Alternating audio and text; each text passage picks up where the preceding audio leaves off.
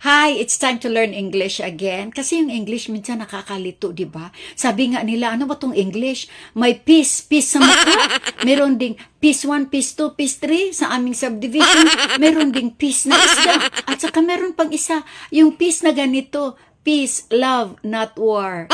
So, nakakalito. Siguro mag-spend tayo ng time for that. Yay! Sa ngayon, ang studyhan natin ay ang auxiliary verb na had. Etong had, past tense ito ng have. Di ba na-take up na natin yung have? So ngayon, had na naman i-take up natin. Isipin nyo na ang English ay isang Lego, puzzle. Itong verb, isa lang siya sa mga bricks or isa sa mga pieces. Verb is very important, but the main verb can only do so much on its own. Itong tinatawag natin na auxiliary verbs, ito yung mga connectors. Ito yung parang connector sa puzzle na i-connect natin yung dalawa para makakonstruct tayo ng complex and bigger structure. Ganon din yun sa English. Kailangan natin ang auxiliary verb. Specifically, auxiliary verb had. Sa ngayon, had lang muna lesson natin. Isa-isahin natin.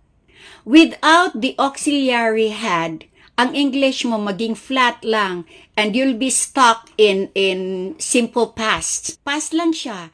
Ang simple past kasi is parang dead end na pagkatapos nun wala na. Okay, tingnan natin ang relevance sa auxiliary verb na had. Sasabihin natin, I lost my keys. Okay, you lost your keys. Past tense yun, di ba? Nawala yung susi mo.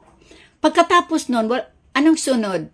Di ba wala na? So para siyang dead end. Pero kung lalagyan mo ng had, magkakaroon ka ng past perfect. Ano yung past perfect? Di ba nastudihan natin noon sa mga past lessons natin na kapag perfect, there is an event which happened prior to another event. So if you're talking about the past, how will you say something that happened even earlier? Diyan na tayo gagamit ng word na had. Sige, mag-example tayo.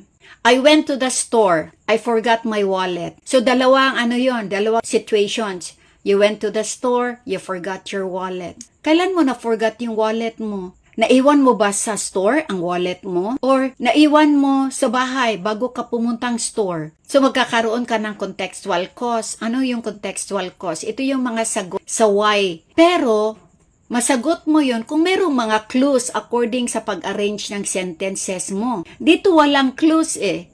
I went to the store. I lost my wallet. Kailan nawala? Naiwan mo ba sa store? Nahulog ba sa daan? So wala kang alam, di ba? So sa sinabi ko, diyan na kailangan ang word na had. Pag sasabihin mo, I went to the store but I had forgotten my wallet. Merong word na had. That word, that had, signals that there is an event that happened prior.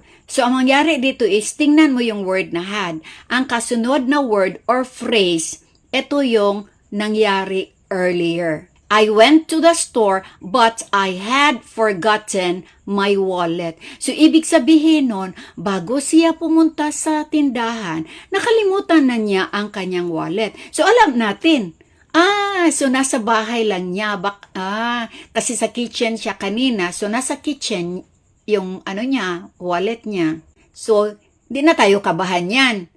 Kasi alam na natin nasa bahay pala yung wallet niya. Kasi nangyari yon, nakalimutan niya before siya pumunta sa store. So yan ang significance ng auxiliary verb. Specifically yung word na had.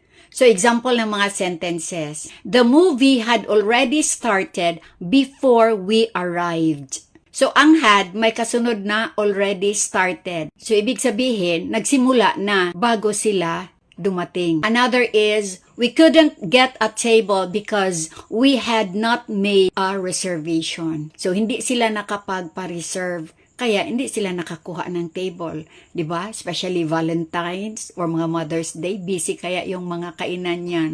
So, magpa-reserve talaga. So, I hope meron tayong na-learn today.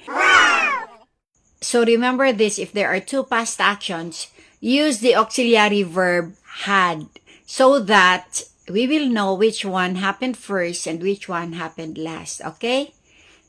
God bless.